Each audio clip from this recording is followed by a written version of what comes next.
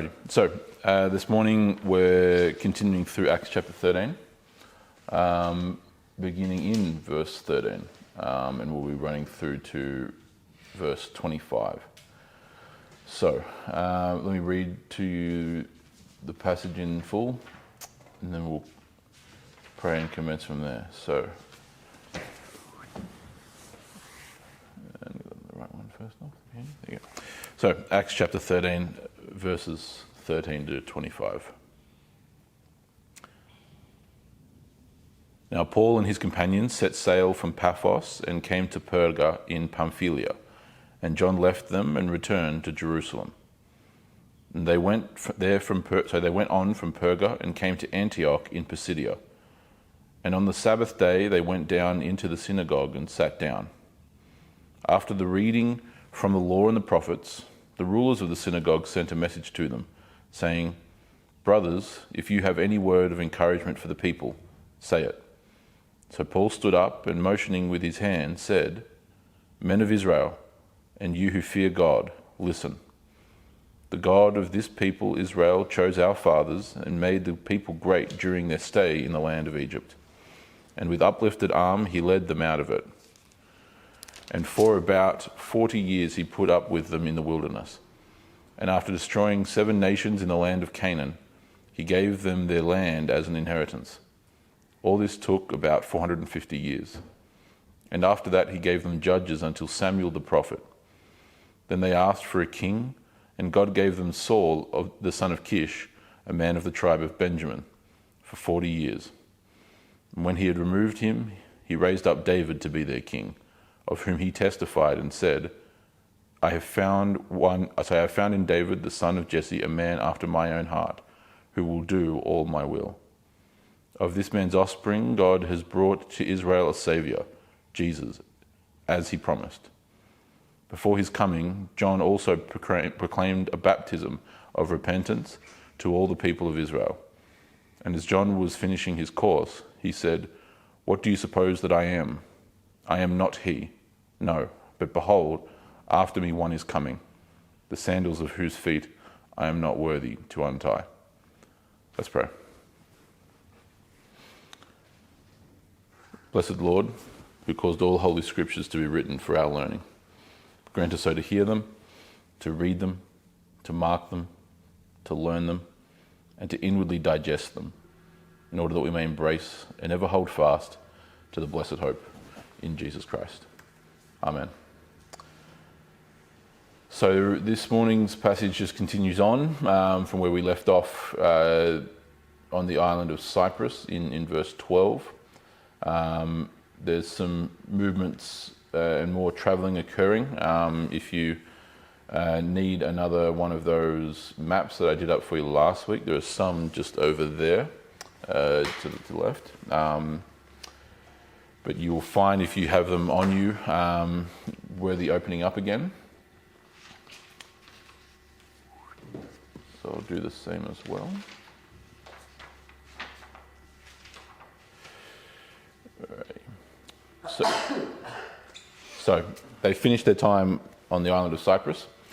We're then told specifically, then coming from verse 13 in the beginning of this morning's passage. Now Paul and his companions set sail from Paphos and came to Perga in Pamphylia. So if you look on the far western side of the island of Cyprus, you'll see the port of Paphos, which is the where we have that events occurring mainly in terms of what we saw last week. We kind of got this snapshot as they journeyed their way, preaching and ministering across the island. They then depart from Paphos, go up north, or northwest rather, to Pamphylia, or the region of Pamphylia, to Perga. And so you should be able to then hopefully follow along from where we are there. We're then told in the end of verse 13 that John, as in John Mark, left them and then returns to Jerusalem, right? So he kind of was part of this first leg, sailed with them from Paphos to Perga in Pamphylia, and then he then departs presumably from the same port and sails back to probably Caesarea Maritima to then journey to Jerusalem We're not told what his journey looked like, but long story short, he then sailed back and eventually returned home to Jerusalem. In verse 14, we're told more specifically their movements. They needed to remain in Perga. But in verse 14, they go from Perga and they travel up into Pisidian Antioch. Most of your translations will simply say Antioch in Pisidia. This is to distinguish it not only from the other main Antioch, which we've seen thus far, which is the major Antioch in Syria, from whence they departed initially anyway. There's also an Antioch in Phrygia, which is next door and not far away from the Antioch in Pisidia, and so that needed to be distinguished as well. A number of places called Antioch, but this is called Antioch in Pisidia, or just simply Pisidian Antioch. And so I'll refer to it by that more historic term, Pisidian Antioch.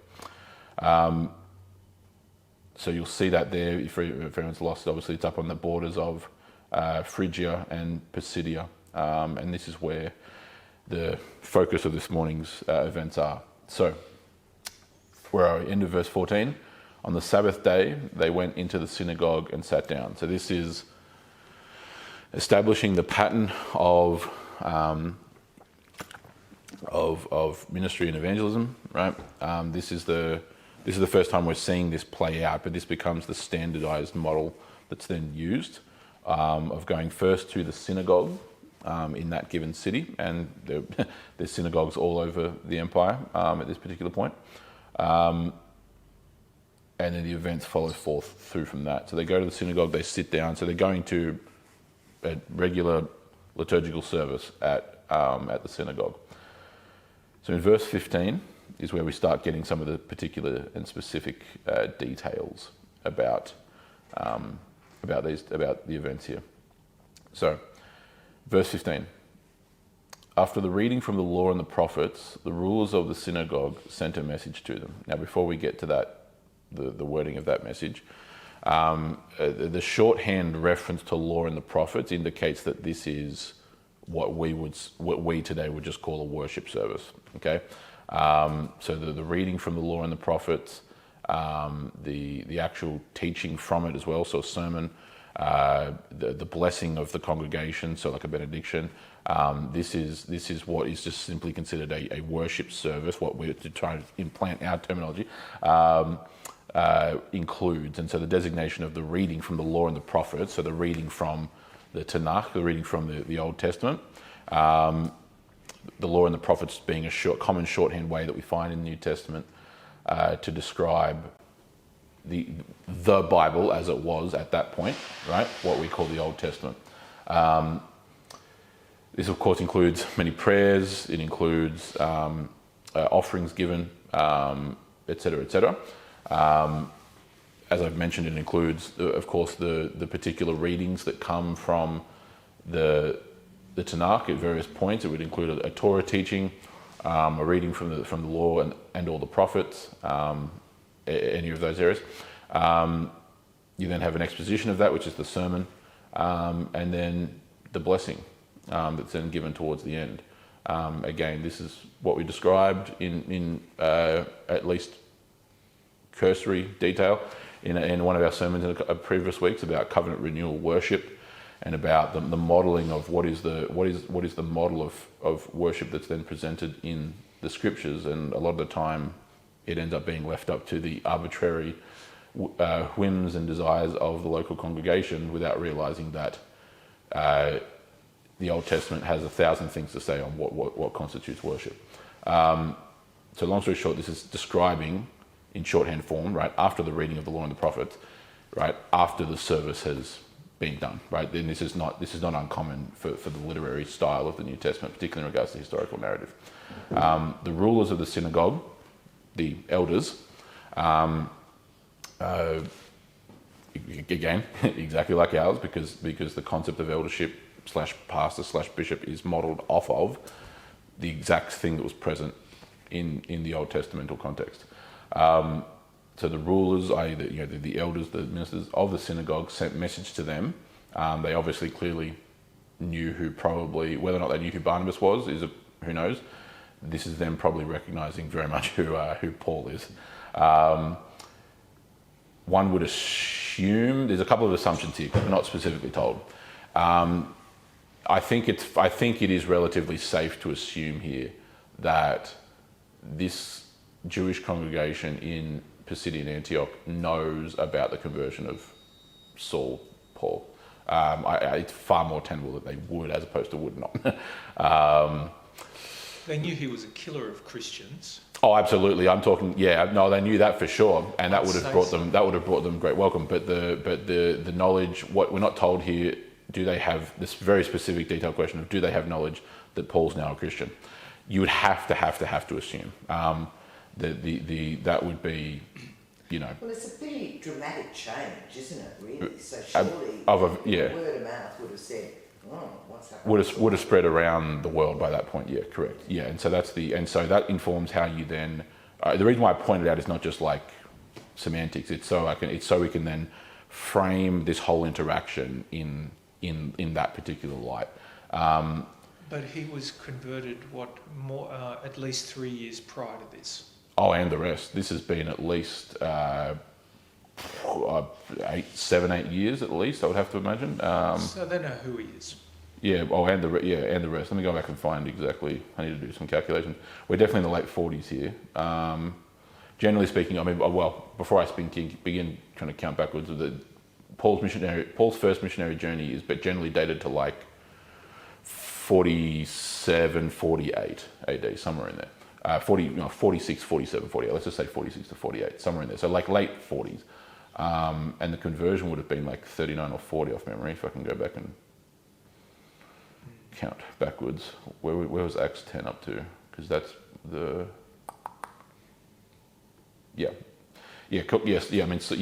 Saul's converted by the time he then arrives back in Jerusalem after having gone to Arabia and spent 3 years there, that's now 39, 40. So the conversion's in like 36-ish. So it's been like 10 years at least. So his conversion was earlier, was 36, you're saying? Roughly. Around. The road to the road to Damascus event was somewhere in that ballpark of like 36, yep. And we covered that back when we were back in Acts chapter 9. Damascus was quite a long way from all these places, given that they're Damascus on foot.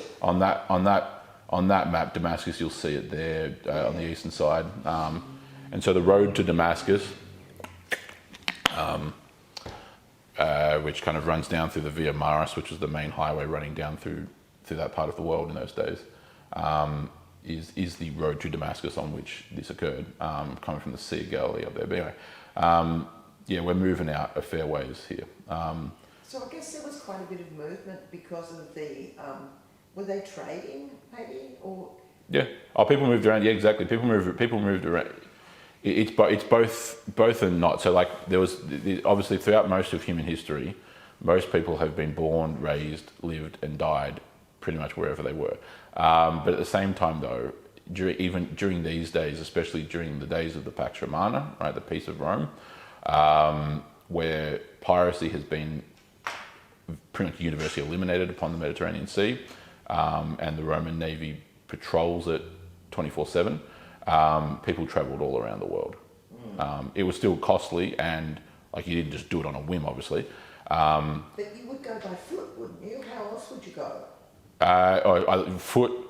Plenty of people do go by foot. Obviously, then also others would be travelling on horseback. But then naval travel was the big. So these kind of trips only really work by sea. So like you would never it's not never. That's way too strong of a word.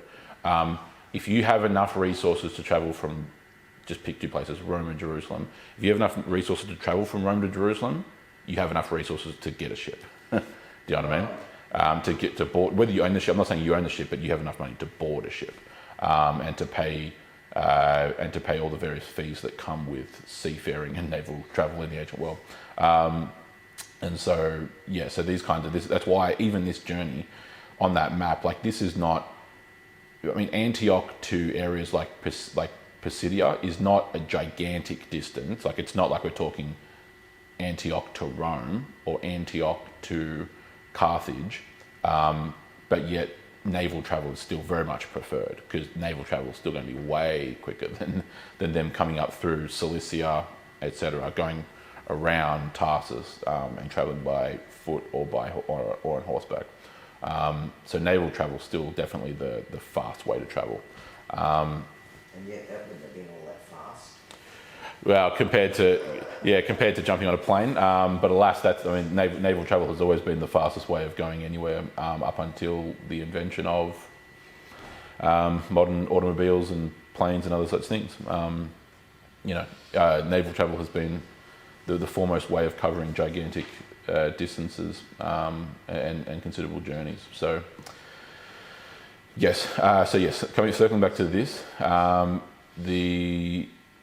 we're going forward with the logical working assumption that they know about Paul and his conversion, right? And so that gives us some insight into how they go about that makes it interesting. So I'll go from beginning of 15. After the reading from the law and the prophets, the rulers of the synagogue sent a message to them, saying, "Brothers, if you have any word of encouragement for the people, say it." So they give Paul an opportunity to stand up in the synagogue and to give a message, which is fascinating. Yep. This is the first time I've noticed this, but I think it's significant that Paul and his retinue didn't just lob up to a city and then expect the royal treatment in the synagogues. They were very obedient. They shut their mouths. They sat through a church service, and then they waited to be invited to speak. Yeah. See how humble that is? Yeah, exactly. That was one of the points we're going to get to, because that whole point of that's why I'm trying to frame the pre-context. The Apostle Paul here. Exactly. Yeah. I don't think humble is bad. No. We're talking about, he's talking about like an amazing the esteem, spirit-led journey of a man from killer of Christians to essentially the author of the New Testament. The one chosen to lead the charge around the world. Yeah. And he was he waited patiently while the church service finished. Yep. And then he waited patiently to be invited to speak. He did not arrogantly get up and say, "I've arrived, everyone. Here, listen to me because I've got the answers." Correct. Yeah. It's it's there's obviously 1,000 different applications that can get made in that particular way. Generally speaking, approaching instances of disagreement is 9 times out of 10 best done when done with humility and kind of calmity and respect, and actually going and starting from a posture of consideration and respect, and not like in this like just kind of weak ethereal sense that we kind of tend to frame it, but a genuine respect for, in this case, he's respecting tradition, he's respecting procedure. He's recognizing that he's in the synagogue, he's in among people who have zero question as to whether they are the people of God or not. The reality of that distinction is something that then obviously comes up plenty of times throughout the New Testament. But the whole premise and point is that the very person who, again, they would have been reading from the law and the prophets, hence the term, and whether or not they had any specific reading that day that was a specific messianic text, obviously we're not told, but they're reading from the scriptures given by God, which do clearly and consistently proclaim about the Messiah who would come from the perspective of when it's being written in the 1st and 2nd millennium BC. And so all of that is, the reason why that approach is the exact approach you would or should take in that scenario is because when I say all you're doing, is it not that if it's menial, but all you're doing is you are bringing this, as they say, word of encouragement to the people that, yes, indeed, the Messiah that we've been waiting for so long has now come. That's why. And so, yes, you make a very valid point there. There'll be more details as we go through the story where we'll circle back to verse 15, but nonetheless. It's more than encouragement, because he gives information here that we're not given in the Old Testament. So where did he get it from? He got it from Jesus Christ. Correct, yeah, exactly. The specifics of, and those things we'll get onto. So verse 16, Paul stands up and motioning with his hand, motioning his hand again, coming to again people in ancient times, especially in the Hellenistic period. It's not terribly dissimilar today. It's just that it's particularly in the ancient world. Rhetoric, speaking, is an art form. It always has been. It's just particularly during this period. That's why you'll see, if you ever see paintings or sculptures of, say, a Socrates or a Plato or any a Cicero on the Roman side of the equation, or any of the Greco-Roman philosophers or orators, they're always kind of in this this particular posture of clear speaking like this, right? Because that's how speaking was done. It was very physically involved. It was elevated and in a public way, right? And it was, you're not just using words and standing there in this morose fashion. It was theatrical. Yeah, it was borderline theatrical. Yeah, and given that's why you'll see a lot of Greco-Roman art, particularly in the Greek side of with a finger pointed, for example, because that's a common rhetorical feature of Hellenistic oratory. It's kind of like how today, whether or not President Barack Obama popularized it, who knows, but he was certainly the one. But you'll see politicians, when they speak, do this with their hand. Have you ever seen them do that? They're speaking like they're making a serious, considerated point, and their hand is like this with the thumb on top, because it's less affronting than this, but it still has enough emphasis to make the point on the mark when you're speaking.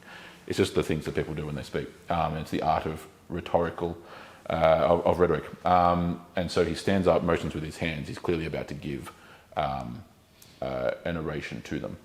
And here's what he says, halfway through verse 16. Men of Israel, and you who fear God, listen. That distinction clearly tells us that there are obviously Jews here. Virtually every one of them, if not literally every one of them, would have been Hellenistic Jews. You then also have those, and you who fear God, would tend to indicate, at least in terms of how that commonly gets used, that there are also God-fearers in the congregation here. Okay, so you may recall back in, was it chapter 10, I think, Cornelius, right, the centurion, he's a Roman, and like a proper Roman, an Italian, a Latin, and he's described as a God-fearer, right? He is someone who honoured and worshipped Yahweh. Okay, obviously the men of Israel, i.e. the Jews, do fear God, so you could equally apply it to them, but I would tend to probably levy that this kind of dualistic reference means that there are also Gentile God-fearers, like Cornelius was, in and among the congregation. That's probably how I would tend to render it. That also informs what's going on here as well. But nonetheless, it's a congregation of Hellenistic Jews, almost certainly, or at least Jews, ethnic Jews, and probably a handful at most of Gentile God-fearers, and they're called to listen. So verse 17, the God of this people Israel chose our fathers and made the people great during their stay in the land of Egypt, and with uplifted arm he led them out of it. So what Paul is doing, particularly during this subsection we're doing here, through to verse 25, is he is, as he's done else, as we've already seen this during earlier chapters, particularly during the speech that Stephen gave on the day of his martyrdom, where he basically recounted to them the history of Israel. Here, very similar thing. Again, this is not the first time this has happened, and it's not the last time that this has happened. Once we get through the text, I'll then zoom back out to the kind of macroscopic perspective and explain why. But he recounts, he goes back to beginning with the Israelites' enslavement in Egypt, back in the early 2nd millennium BC, lasting for over 400 years in the land of Egypt, under the oppression and the brutality and the tyranny of the pharaohs and the Egyptians. He made them great is particularly speaking of probably two things at the same time. One, the fact that the very route or mechanism by which they even ended up in Egypt of course, obviously through Joseph and then his sons and family. When Joseph was sold into slavery by his own brothers in Egypt, as Joseph himself said, upon forgiving them, right, what God intended for what you intended for evil, God intended for good.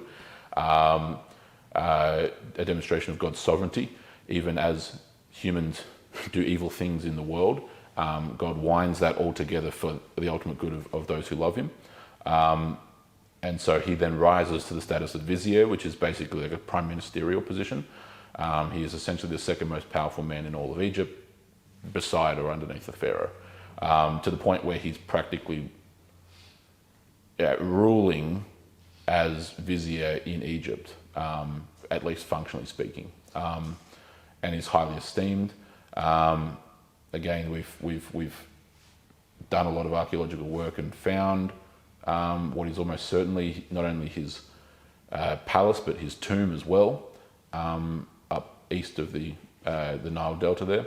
But this is harkening all the way back. So he was made great, obviously through Joseph, and then also in terms of great in number. The Israelites were half the reason why the Egyptians were so hard-lined in trying to make sure they did not escape Egypt or were not liberated, was because they were.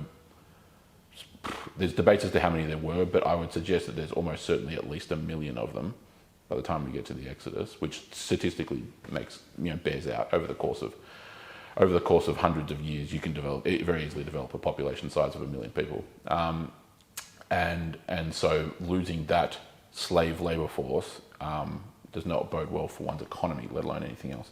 And so they're made great, not only in terms of hearkening to that position that Joseph had, but also great in number as well. Right? And they were made great during their stay in the land of Egypt, and with uplifted arm, he, in reference to God, led them out of it during the Exodus, which we have recounted to us, obviously, in the book of Exodus.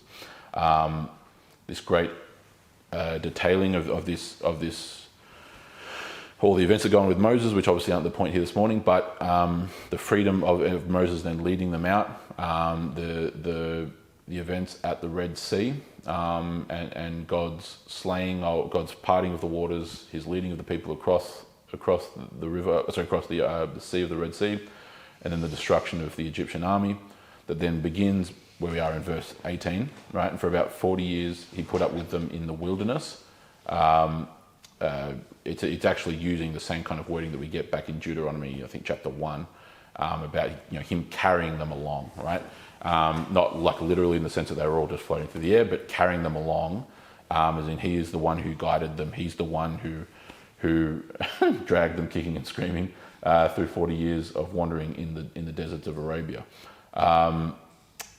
And so that's why that obviously tied figuratively to that concept of with uplifted arm, right? By God's strength, by God's guidance, by God's sovereignty, led them through the wilderness for 40 years. Again, he's giving the synopsis of the things that we find in the Pentateuch, particularly the book of Exodus. Interestingly, didn't Stephen give the history up to Abraham? I'm about 90% sure he did actually go up to Moses. He might have gone up to Moses. So interestingly, here Paul takes the baton. So he goes from Moses onwards. Yeah, I'm going to go back and have a look and see where he finishes, because it goes for a whole chapter basically. Yeah, it begins with Abraham, goes to the patriarchs, so it goes through Joseph, then the sons, this and that. It goes to the patriarchs, Abraham, Isaac, Jacob, through to Joseph.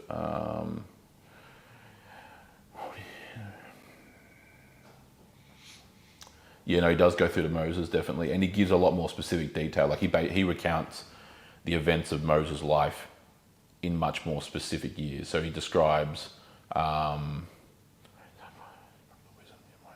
he describes the encounter at the burning bush when Moses is 40. He then recounts the Moses killing of the Egyptian soldier who was beating the Israelite to death. then accounts going back to the Israelites to proclaim that to them. Again, the burning bush again. So he's going through Moses. He spends like almost half the chapter at least talking about Moses. Goes in a lot more detail specifically on Moses. So yes, he's definitively going through and ends at Moses, but with a lot of detail. That would be fitting for... He very briefly references David, but it's only really in connection to Moses. Yeah. Yeah, it's fitting to talk about Moses because Stephen was preaching in Jerusalem, where they were fixated on the law of Moses. Yeah, very much so. Yeah, of course. Whereas here, and more specifically, Hebrew audience. Yeah, they're more open to the Messiah because it's ironically it's beyond Jerusalem. Yeah, and they're not so fixated on the law. Yeah, they're not so heavily fixated on, well, and it's not even just the law. It's more particularly and specifically, especially if we're thinking from kind of the Pharisaical or the Sadduceical aspect, it's really more the hyper focus on the oral Torah, the oral traditions passed down basically since the return from Babylon. That's the real fixation, because half the arguments between the Pharisees and the Sadducees is what they do with the oral Torah and the oral traditions passed down. The things that would go on to then, the things that would then, 200 years after this point, by the time we get to about the late 2nd century, become modern Judaism. Yeah, because that's the thing that people don't tend to get, is they don't realise that Judaism is younger than Christianity. It's all the codification that occurs with Yehuda the Prince, late 2nd century, where they then have no temple.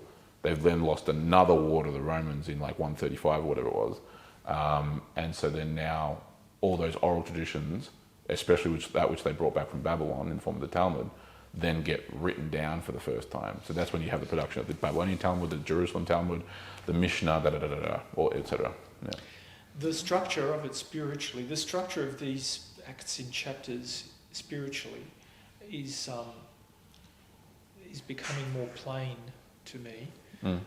So there's a spiritual structure. For example, Stephen preaching up until Moses, and then Paul, ironically, the one who ordered Stephen's the one who killed Stephen, yeah, picking up the baton and then who was finishing Stephen's Yep. speech, yeah, but not to the Jerusalemites, to the Gentile world. So there's the spiritual structure, and there's a clear logical structure.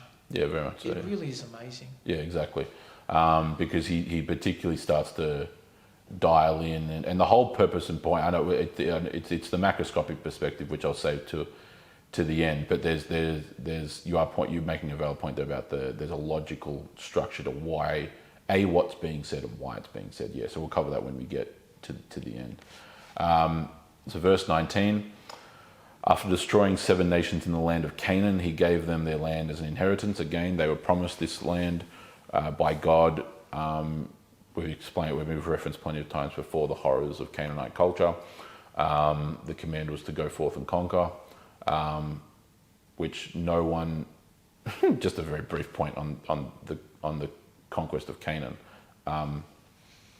It only in the mind of modern Western man and his bubble-wrapped sensibilities could someone look back at the Israelite conquest of Canaan and be like shocked or surprised. What's ironic is that no one in the days of the conquest of Canaan would have batted an eyelid. No one. None of the Canaanites wouldn't have batted an eyelid. It's not. That's what's so ironic. The very people who were conquered wouldn't have batted an eyelid as to what this is. It's not. No one around them. The Assyrians would not have. The Babylonians would not have. It's not. This was whether people like it or not. The reality of the world, and it's been the reality of the world till not all that long ago. It's only on this side of Christ where you then have the expansion of Christianity, where you have peoples and kingdoms and nations converting left, right, and centre, particularly in Europe, obviously, but not exclusively, where now a new understanding or realisation of what I'm just going to broadly call geopolitics, to use a modern term, become different, to where now you start getting to the high Middle Ages and the late Middle Ages, where now you've got Christian France, Christian Britain. By the time certainly of the high and late medieval period, you've now got Christian Scandinavia. So the Vikings are all converted by this point. And so now that changes. Well, we used to go to war against each other. I mean, you, Norwegians, Danes, Swedes, you spent hundreds of years invading us. But we're now all Christians. So how do we now relate to it? Well, a lot of the time, it made people lay down their weapons. It's only by the time we get to Christendom in the Middle Ages that nations actually start abandoning the concept of, I'm going to invade your land because I need these resources and I need to take them from you, otherwise I don't have them. Right? I'm not saying it's eliminated and everyone was just like frolicking among the dandelions. What I'm saying is that the very political thought of not going to war against your neighbour because of their spiritual status, to use that kind of term, becomes a factor that then starts driving these very ideas like conquest, because it was just an assumed, as natural and universal to the human experience as breathing, that we're here, you're there, we need X, Y, and Z, you have X, Y, and Z, so we're going to invade and we're going to take X, Y, and Z because we need X, Y, and Z. No one batted an eyelid, no one complained if you lost, but no one complained about the concept. That's the way it's been for the vast majority of human existence. And it's only now, like what I'm saying, that's why the study of history is so important. There is the Russian invasion, to use a modern example, the Russian invasion of Ukraine is the most absolutely historically normal thing that could ever happen. It's so mundane and regular compared to what's been like 98% of human existence, right? That's not justification, I'm just putting it in a historical context. Russia is going forth and attempting to conquer because they have existential political needs that have to be met or they will be gone this century, and they know that. That's literally what everyone's ever done up until the expansion of the kingdom of God. It's worth remembering that. And so when it comes to Canaan, they go forth and they conquer.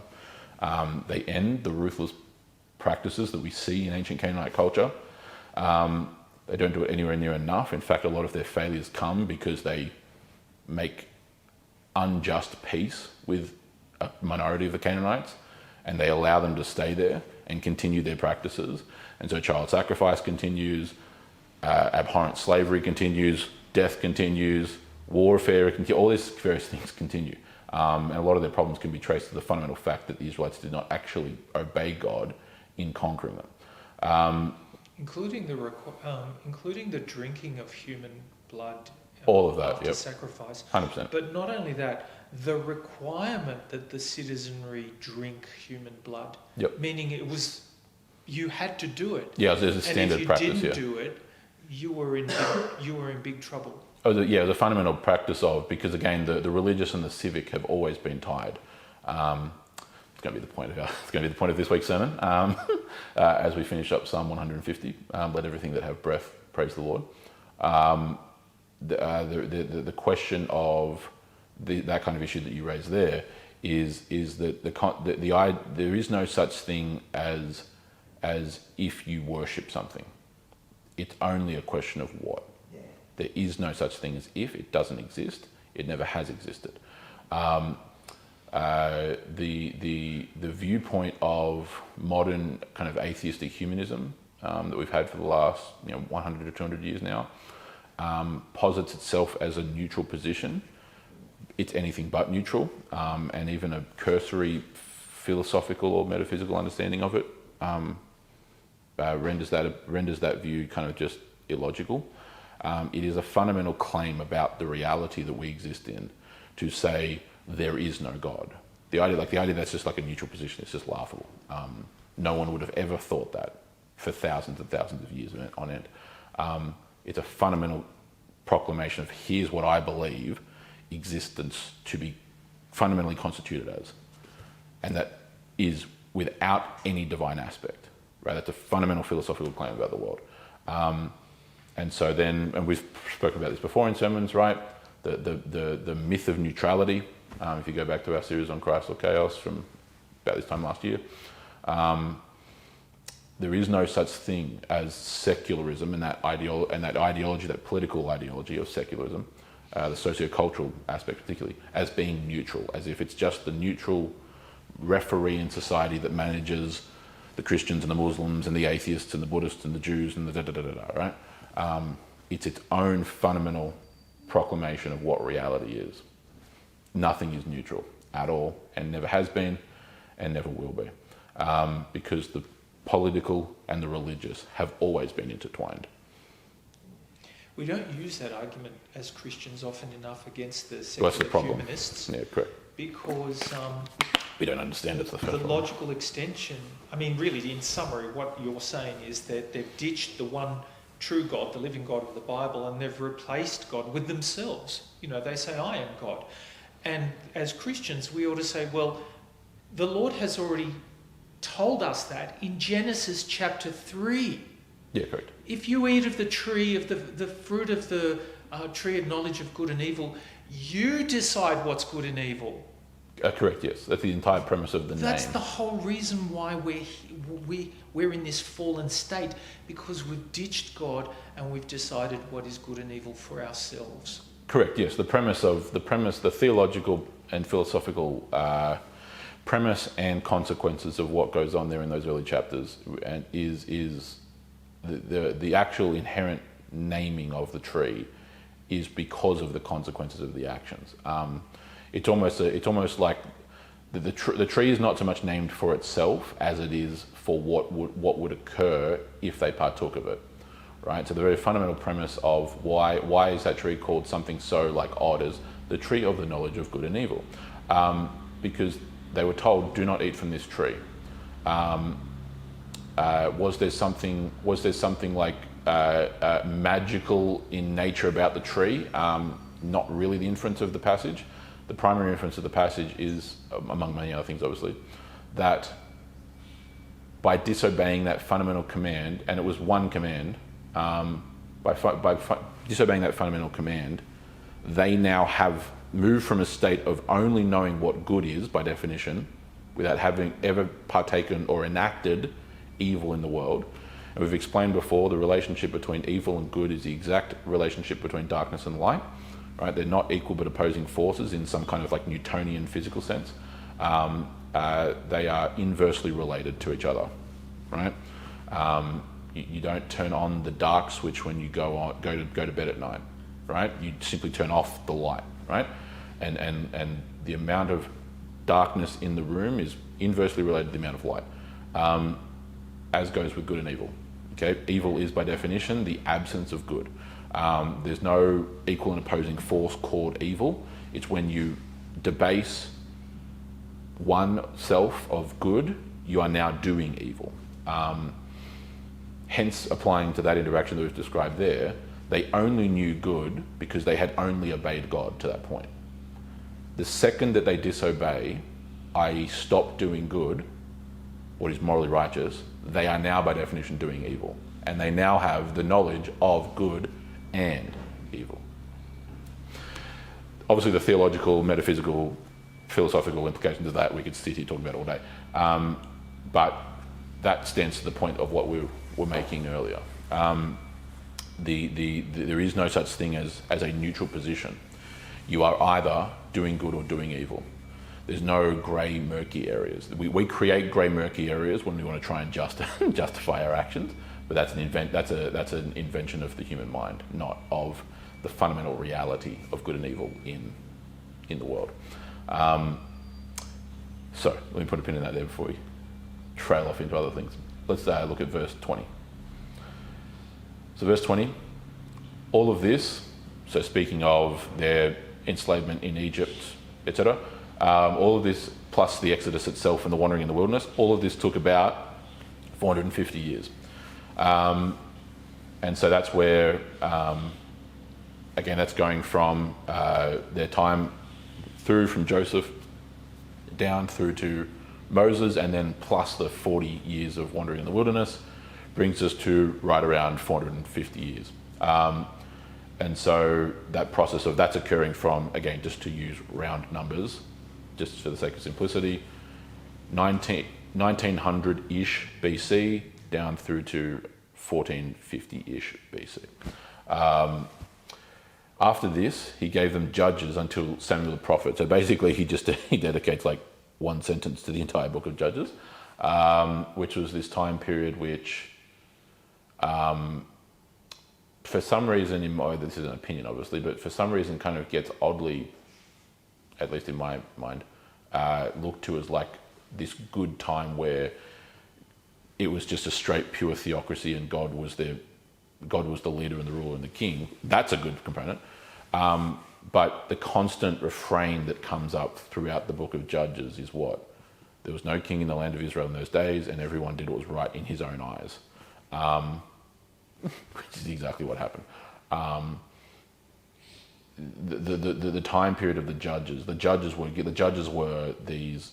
Also, when we think of the word judges, we think of like a purely judicial, obviously, hence the name, aspect. That was certainly very much part of it, but they were more than just like a mere judge in robe and wig in a courtroom. They obviously were required to adjudicate, so they were literally judges in that sense, but they were also military leaders, commanders, as well as basically rulers in that sense that were kind of raised for a time, kind of almost like what.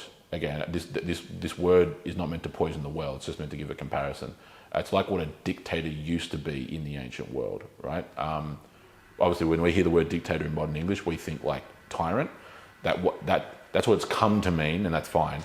A dictator in the literal sense of the word dictator, especially in the Greco-Roman context, was someone it was a neutral position. It wasn't a bad position or a good, it was just a perfectly neutral position of someone who was appointed in a time of crises to like take over and fix the problem, like say we're being invaded or something.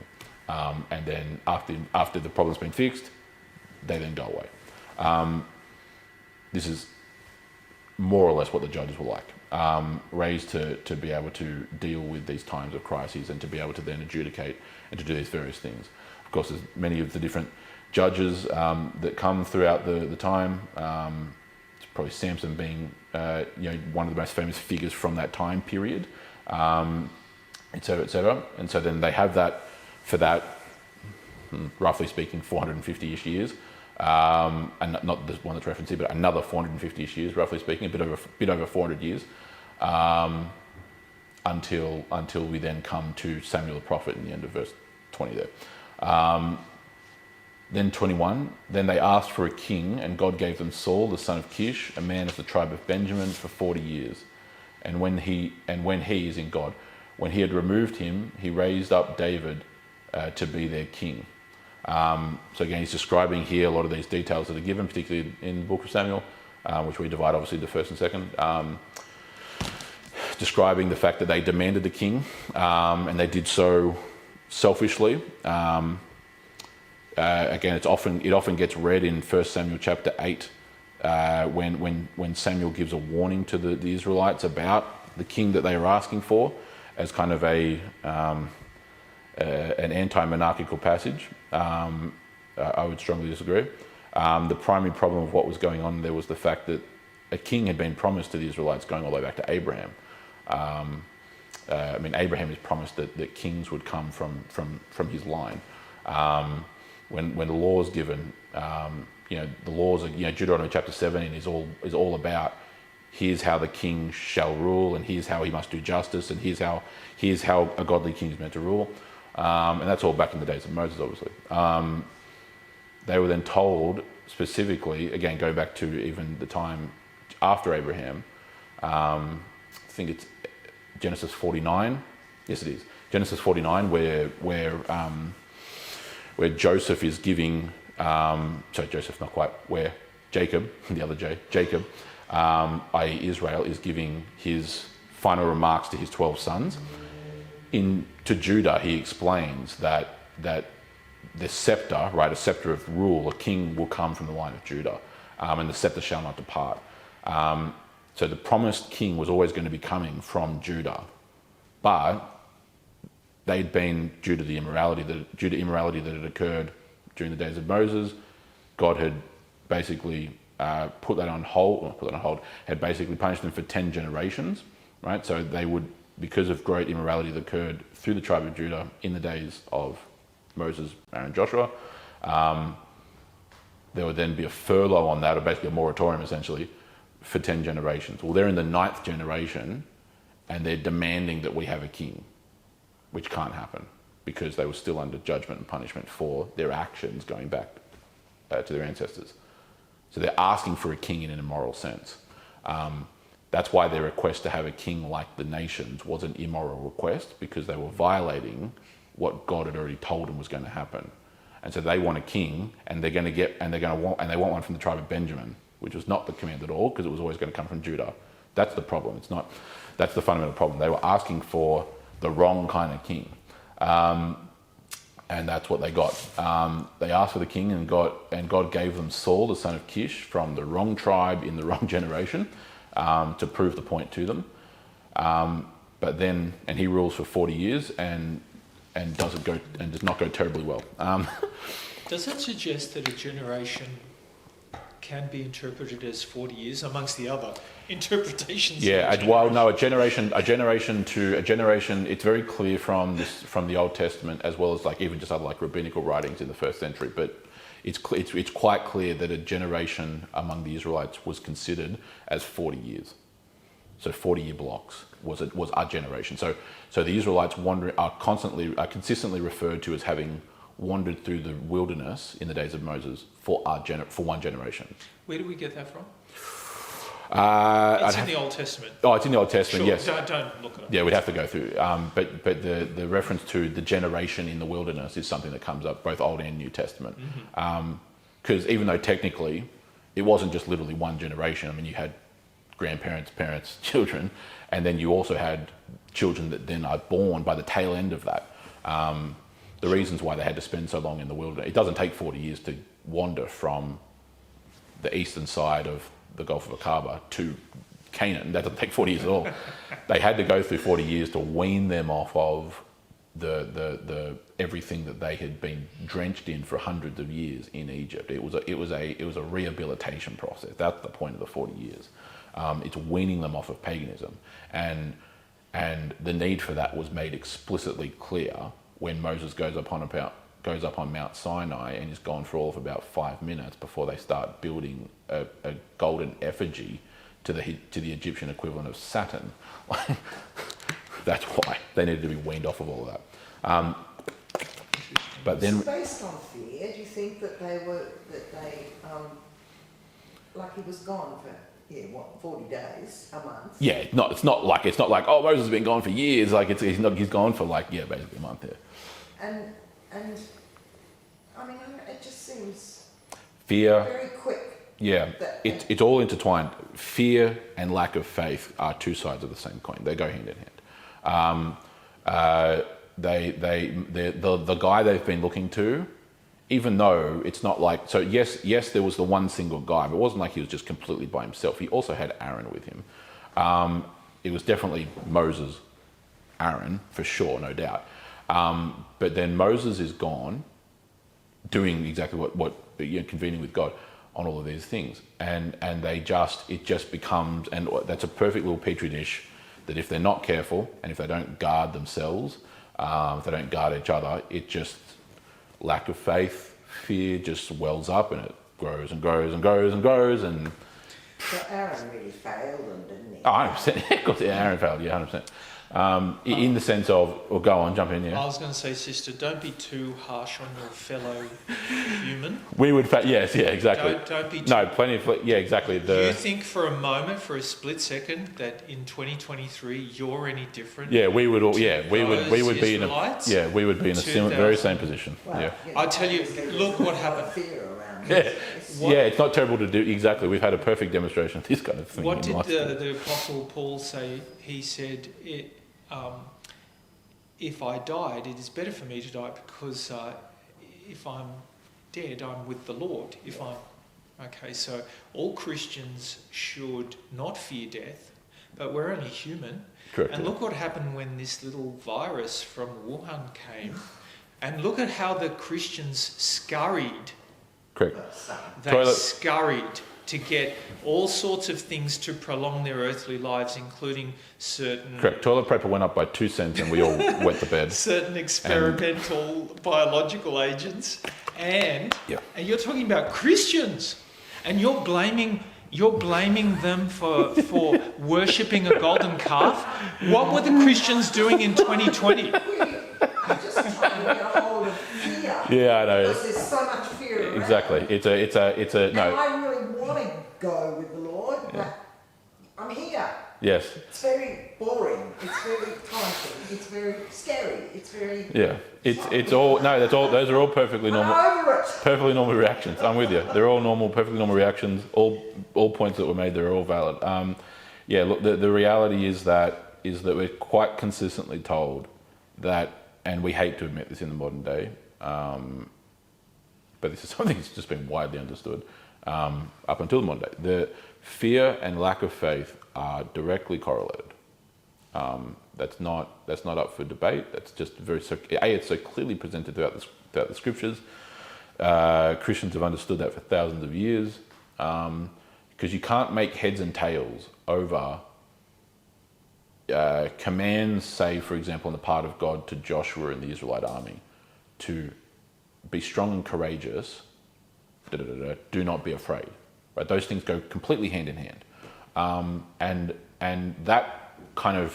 that ethos gets repeated over and over and over again, either in the same wording or in slightly different wording, right? The concept of do not be afraid, instead be strong and courageous, right? In the face of evil, in the face of darkness, in the face of God's enemies, blah blah blah, right? Consistently, this happens all the time. It's exactly the thing that you find is that we'd be here all day talking about examples. Let's just talk about David's victory over Goliath. The entire reason why that even came to fruition, just speaking from the mortal perspective, is because Saul, in command of the Israelite armies, obviously as king, and then including even other ones who were like trained, experienced warriors, like a number of David's older brothers were, are all petrified of the Philistine army, and more specifically, they're petrified of Philistia's champion, Goliath, right? Who not even just from the biblical text, but from like extra biblical historical texts, we clearly know this guy was like a renowned warrior. They're terrified of him, and they're terrified of the confidence and the fury that it gives the Philistine army because of him, because well, like Alexander the Great said, I do not fear an army of lions led by a sheep. I fear an army of sheep led by a lion. The commanders of all the greatest warrior or the commander can often turn the tide, even if he's leading an army of sheep. And so they're terrified. But we're told, why are they afraid though? Ultimately in the day they're afraid because they don't trust that God can overcome the Philistine army. That's why. So the fear is intricately linked to the lack of faith, to the lack of trust, that is to say, in God. They don't trust, even though they've already seen him. They know that God has done. This is like hundreds of years after Jericho. Like this is not that. This was the most fortified city in the ancient world, even then. But even historically, up until the time of Christ, Jericho was one of the most not by that point, but in terms of all cities that had ever existed, it was one of the most fortified cities that had ever existed. It's an ancient city. It's one of the oldest too, and that came crumbling down, and the Israelite army conquered Jericho, which no one thought could be done. Well, God. Exactly. Yeah. And so they have this. They know this. Like they know this event in history, and they're afraid. They're just petrified. They're just terrified of the Philistines. It's inherently linked to the lack of faith. So yes, let's circle back here to 22, verse 22, and the rest kind of flows forward from here pretty easily. So verse 22, and when he had removed him, as in he, God, removed him, Saul, King Saul, he raised up David to be their king, who was the promised king from the right tribe at the right time, of whom God testified and said, I have found in David, the son of Jesse, a man after my own heart, who will do all my will. Verse 23, of this man's offspring, God has brought to Israel a saviour, Jesus, as he promised. So again, here he's referencing very clearly all the messianic texts and all the writings that are given, the prophecies that are about the fact that from the line of David would come the Messiah, and that David was like a foreshadowing of that, right, of what his own descendant would one day do. That's why, of course, Matthew, in the Gospel author Matthew, spends so much time in the first chapter detailing the genealogy of Christ, about how he is clearly descended from David, and fulfills that basic messianic requirement, which is if you ever want to have a disheartening laugh, try and listen to modern Jewish explanations of how Jesus was somehow not descended from David, and the mental gymnastics that go into them trying to justify how he was not somehow descended, even though you have it in black and white writing clearly outlined for you. And so from him, Israel's saviour has come, Jesus, just as he promised. Again, so he's highlighting here things that this is not unfamiliar to them, right, about these prophecies. That's why he can reference it in basically 2 sentences, because they are aware, right? They know. All he's doing here is this is just a sermon. He's exegeting scripture at this point. That's pretty much all he's doing. He's just doing it in a fairly kind of condensed fashion, a synoptic fashion. Does that clearly suggest to me that the synagogues in the diaspora were not functioning as evangelical congregations? They weren't preaching the gospel of Jesus Christ. No, goodness no. No, well, what do you mean by that? As in, were they focusing on messianic texts? Is that what you're kind of referring to, or? They must have been rather formalistic and old-fashioned. Oh, yes. No, they were, yeah. Tradition. Yeah, correct, yeah. Yes, no, very much so. Even the diaspora synagogues around the world were still just very much, this is a super generalisation because it's not the same everywhere, but to try and generalise for the sake of time, it was very much just kind of the run-of-the-mill, go-with-the-flow type of Hellenistic Judaism that had come to be. Depending on where you are around the world will determine how heavily you've been influenced by Hellenistic culture. The Jews in Alexandria were significantly influenced. Philo meant more at this point than Moses did almost. Certainly, well, Moses is a bit of a stretch. Philo meant more than a lot of the prophets did at this particular point. Not that they would admit that, but you can clearly tell from their writings it was. Yeah, and so that's just the way the kind of cookie crumbled, especially in the diaspora itself. How much they were focusing on messianic passages, who knows? They should have been, because you get told in Daniel when these things are going to start coming down the pike. It's not, you can go back through Daniel and the countdown to the Messiah from the destruction, not quite, from the command given to rebuild the temple is laid out there for you. So they should have known this. And some did, right? That's why you have people even in the Gospels who respond to Christ as the Messiah, because they have been expecting him. Even the Magi that come to Christ, when he's an infant. The identity of those Magi, which is where we get the word magician from, is debated. But one of the plausible options is that they were ethnic Jews who had been over in the Persian Empire, and so they're from the east, from the land of Persia. It wasn't Persia in these days, obviously, but from the land of Persia, and so their identification of the Messiah can be linked through that. That's one of the more plausible options for sure.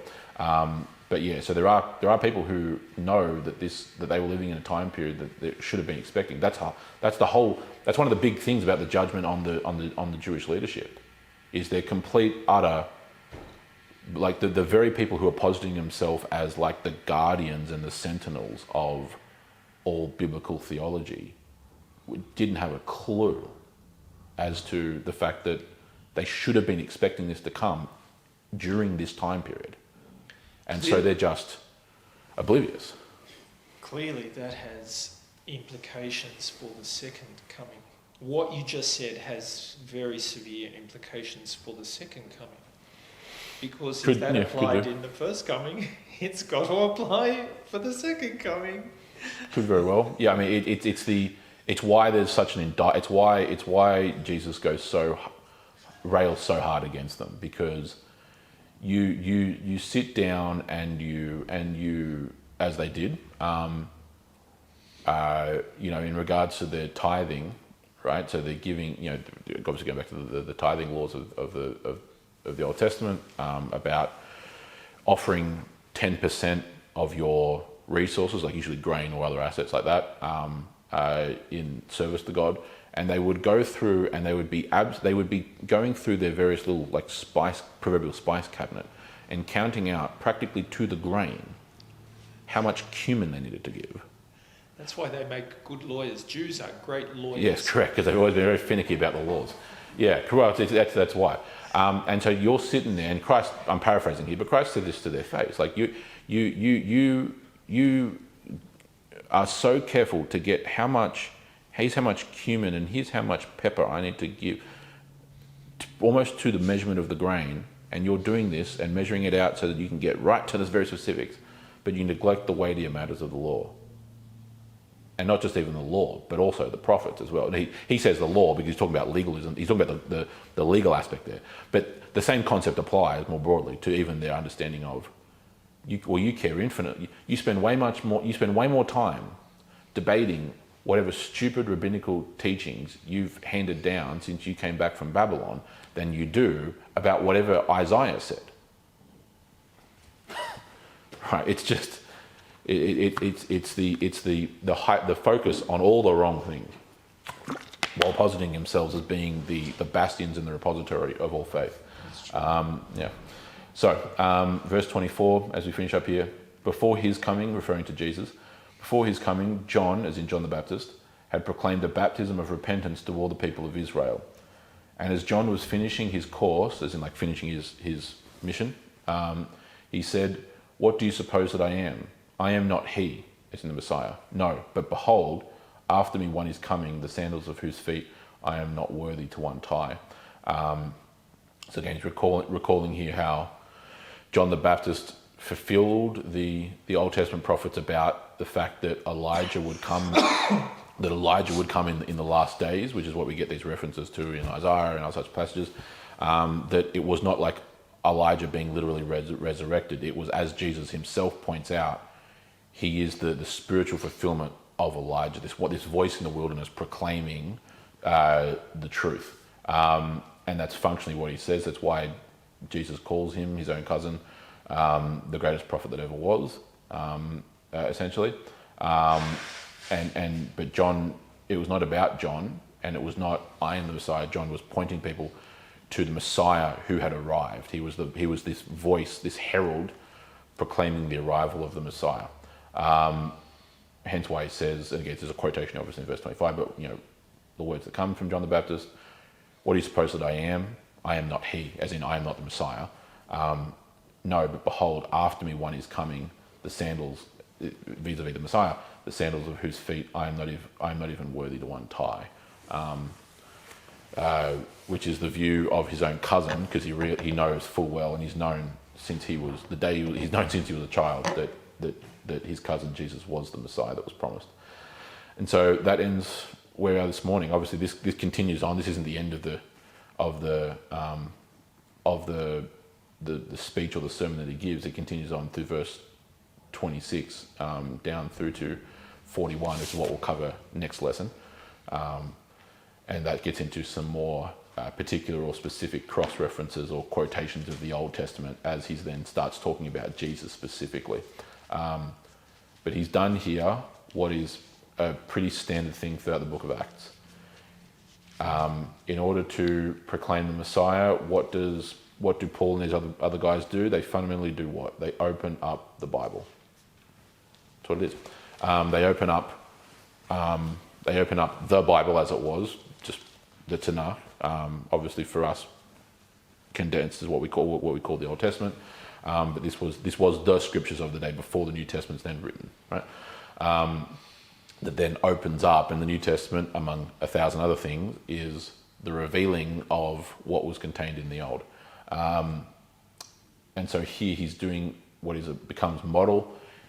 All he's really doing is he's just literally doing an exegetical sermon. He's exegeting the Old Testament. He's going back into the Old Testament, i.e. he's just going into the Bible, as it was in those days, and drawing out the historical information therefrom and explaining it.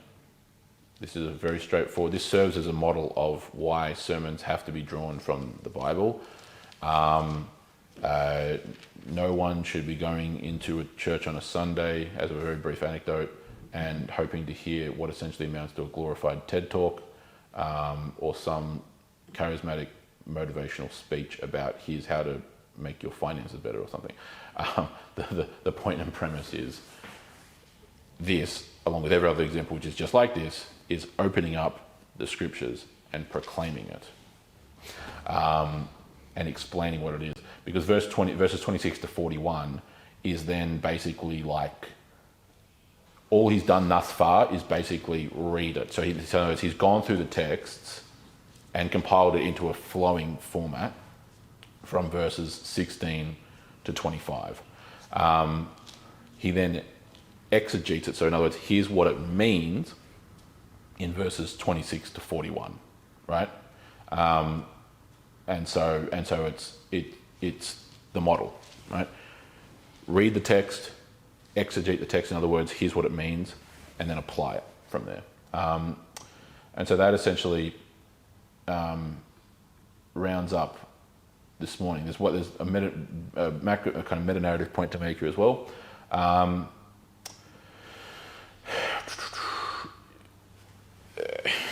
We've kind of covered part of it already, obviously.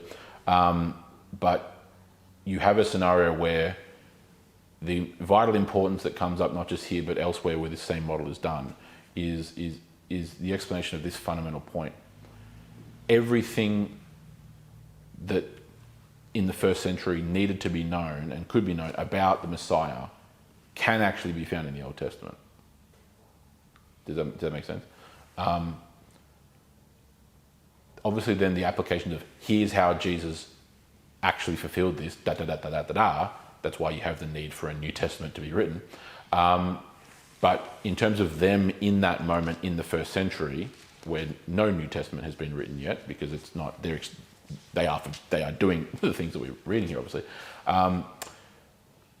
they could successfully preach everything and teach everything that you needed to know about this Savior of the world exclusively from the Old Testament, which is like almost like counterproductive to like how we tend to go about it. Not that it's not like, oh, if you go to the Gospels to talk about Jesus, you're doing it wrong. I'm not saying that, obviously that would be ludicrous. The point is though, is that obviously he was speaking in a hyperbolic sense when he said this. He wasn't speaking literally, but he was speaking hyperbolically. John Calvin, the 16th century theologian, once said that that the preacher or the teacher should be looking for Christ in every line of the Old Testament. Again, speak hyperbolically, obviously, but the point being is that theologians down throughout the ages have clearly identified the fact that it's not just, oh, Jesus just kind of pops up out of nowhere and just this like dude just like talking about how he's like some great, so like it's all the very concept of him actually being this savior or God in the flesh or anything else that we describe him as is made or broken on what's said about him in the Old Testament, right? So the fundamental claim of Judaism as a modern religion is that we reject Jesus of Nazareth as the Messiah because he fails to meet this list of about, usually it's codified as about 6 or 7 different fundamental principles. But then you actually go through and get them to explain it to you, and you realise that they're one of the most egregious twisters of Scripture that you could ever possibly hope to find. And the passages they reference just like make your jaw shatter into 1,000 pieces as it slams through the floor. Because you have a 5-minute conversation with even with like a well-trained Jewish rabbi, and his explanation as to here's how we, speaking on the Jewish side, here's how we know Jesus didn't fulfill it. And you then go through their various texts of, well, see, he didn't fulfill this, and you're going, what? It doesn't say that at all. Where are you getting that from? And you just realise that it's just like pure. It's exactly what the Pharisees and the Sadducees were doing in Jesus' day, right? Completely with rose-coloured lens, reading exactly what they had already decided in their head into the text. Yeah, you about to say something? They're blinded until the time of the Gentiles is fulfilled, but were they blinded back then? Yeah, like they had been blinding themselves for hundreds of years since they'd returned from Babylon. The slowly and progressively to the point where you reach this kind of climax in the first century, where it's just a joke. That's the point I was making earlier about the Pharisees and the Sadducees. The rabbinical class generally, highly academically trained. A lot of them were very intellectually brilliant men. I mean, even we don't, it's not like we have all these accounts of rabbis, but even the ones that we can read of, you can clearly tell these are very intelligent men. You have famous rabbinical schools, like particularly that of Hillel in the first century, which Paul himself came from, School of Hillel, under Rabbi Gamaliel, who features back in, I think, Acts chapter 4 somewhere. Super knowledgeable in all of the oral traditions and everything else, but yet completely not just like off intellectually, but morally bankrupt people, painfully corrupt, absolutely deadly stubborn, arrogant, prideful, hubristic, liars, lying, liars, like willfully lying, blatantly lying. You have every possible bit of it. It's blindingly obvious that this guy is, referring to Jesus, is so clearly and overtly fulfilling up and down the list everything that was promised, which is why the whole point of this is it's not just this, like we're not just sitting here like crossing our fingers and like hoping it's true. You can read it, including curing blindness. Yeah. Isn't that a knock on the door? Why do you think brilliant the point, miracle of curing blindness is so prominent in the Gospels? It's a metaphor for the curing of the blindness of Israel. Yeah, it's spiritual blindness. Yeah, exactly. And it's not exactly. That's my point. And it's not like they didn't know about this. You have like a crowd of like hundreds, if not thousands, sometimes thousands of people who see it happen, and they tell everyone about it. And we know they tell everyone about it because the Jewish leadership don't deny that, like, oh, well, this group of 200 people are obviously all clearly lying. They never say that. They just basically go bah humbug and just like are like, no, we refuse to accept it. It's just like the complete moral bankruptcy of it all. That's why he condemns them, right? Woe, unto you, especially just before the Olivet Discourse. By the time he's in like Matthew 23. The final condemnation he gives is against not just the Pharisees, but against Jerusalem, right? Woe to you, Jerusalem, the city that murders the prophets that are sent to her. You have slain the very voices of God that have been sent to you by God, and you've been doing it for centuries and centuries and centuries. And so now I will demand the blood of every righteous person from Abel all the way down to Zechariah. So thousands of years, and it will all fall down upon your heads, right? And he says to them point blank that that this generation will not pass away until these things have been fulfilled. And he says that even those who crucified him, upon them will fall these things. And so it's just a train wreck. But that's the time of the first century. It's this tumultuous shaking up of things all over the place, including on this very front. That's what blindness does. It's at the end of the day, it's the refusal to acknowledge the blatantly obvious truth that's standing right in front of you. We could sit here all day talking about things that go on even in our own modern society, of where it's so blindingly obvious that to varying degrees that here's what the answer is, or here's what the facts are about this given thing X, Y, and Z, and you have hordes of people who just refuse to acknowledge that. You could talk about that on the COVID front. You could talk about that on other social issues. Nonsense. Yep, everything to do with that. It's got nothing to do with hatred. It has nothing to do with bigotry and every other supposed claim that comes along. It's to do with the fundamental realities of biology, fundamental realities of nature. It's so obvious that no, I clearly cannot become a woman. There's no ifs, there's no like speculations about, well, maybe I'm like trapped in the wrong body. That means nothing. That's a vacuous statement which has no meaning in the English language. No, they is not a singular. You can't use it as a singular. It's never been used as a singular, and they don't anyway, because they say they are going. They are, and so they don't even use the conjunction precedent or the predicate in the singular form. It's just they're testifying against themselves that their whole ideology is erroneous.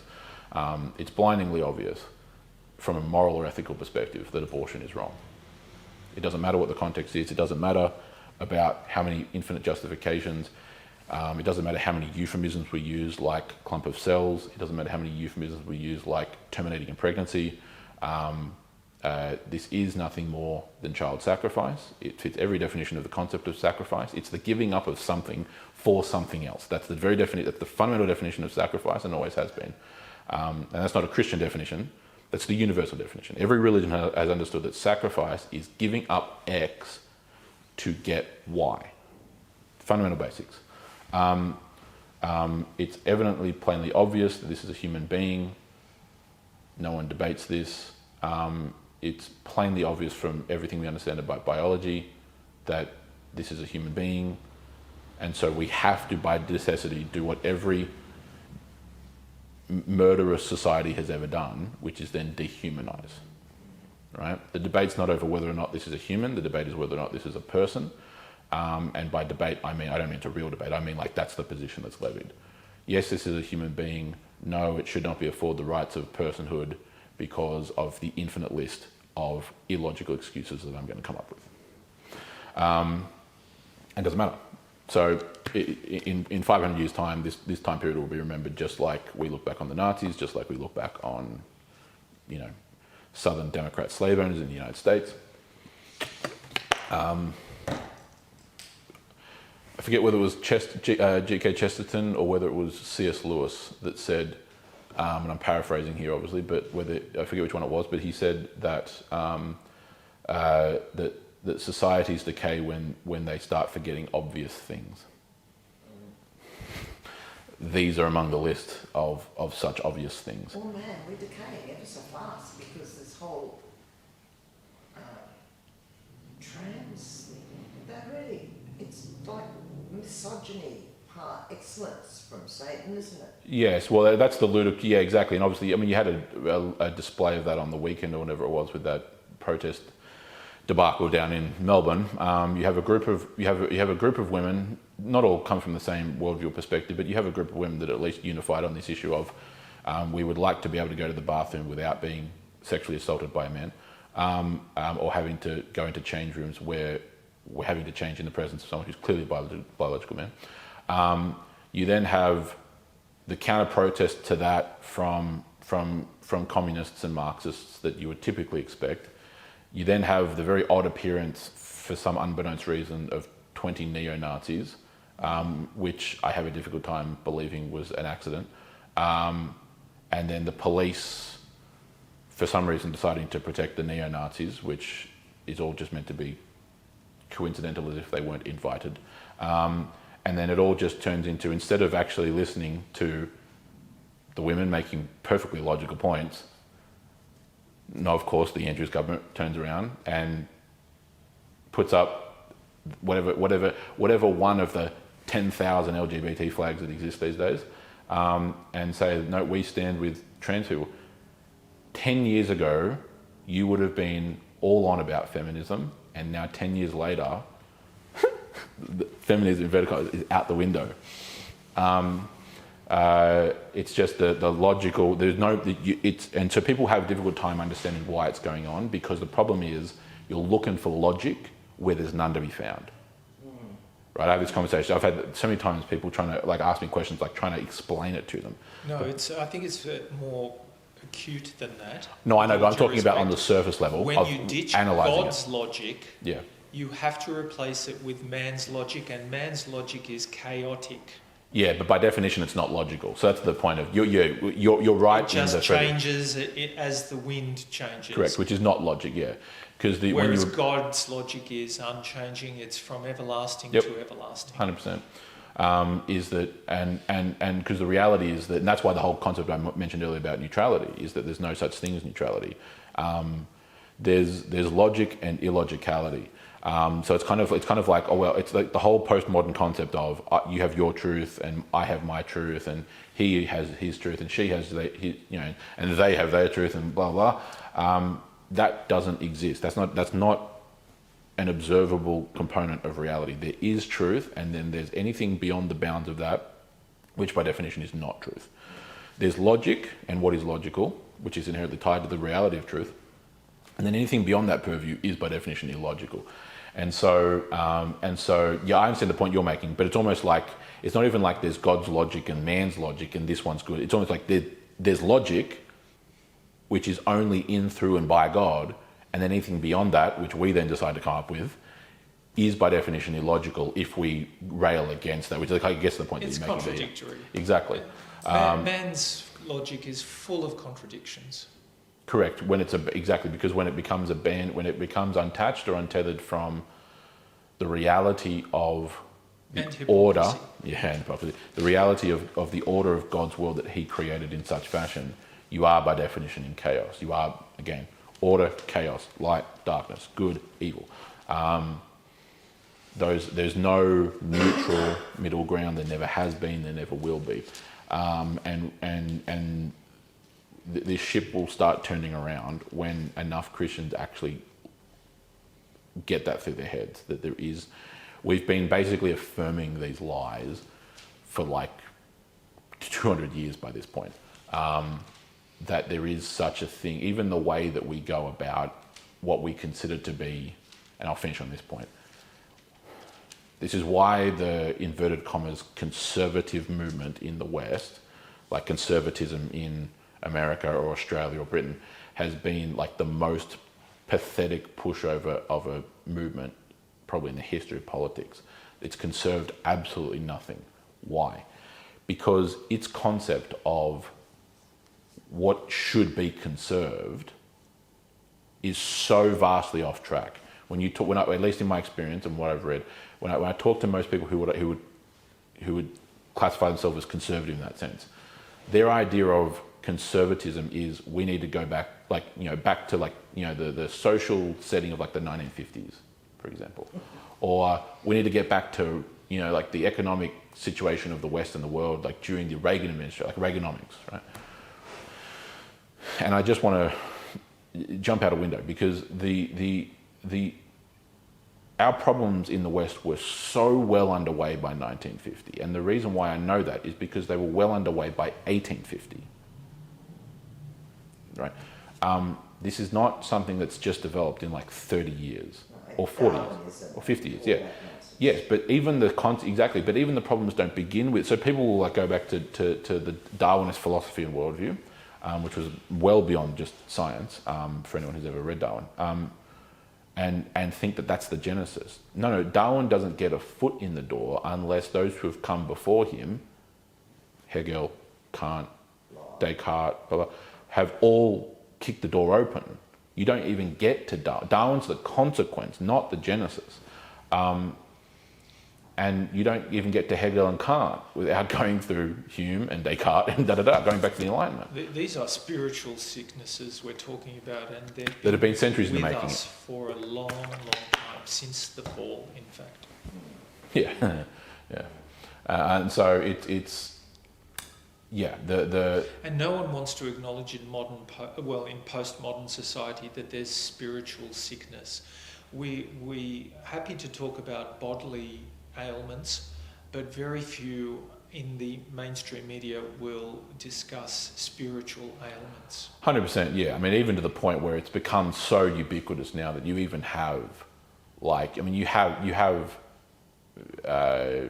physicians of various kinds, and even including psychologists, psychiatrists who are like, well, plenty of whom are like not even Christians, and they can identify. Why are we just diagnosing every minute thing that's wrong in someone's life as like a psychological disorder?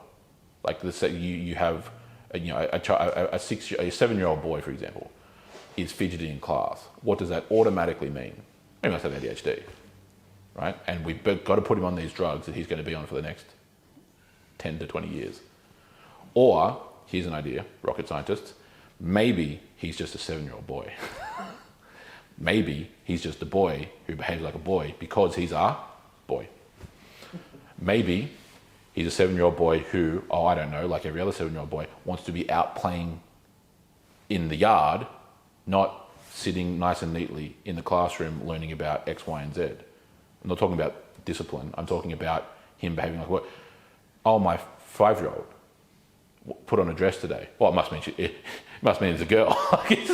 It's just a level of imbecility. But again, it's looking for we have a difficulty understanding it because we're looking for logic in places where there's no logic to be found. So you're looking for a logical, because we're approaching from a logical, we're trying to think logically about it, but you're looking for logic where there is no logic. It's like being in a foreign land and being confused as to why no one speaks in English.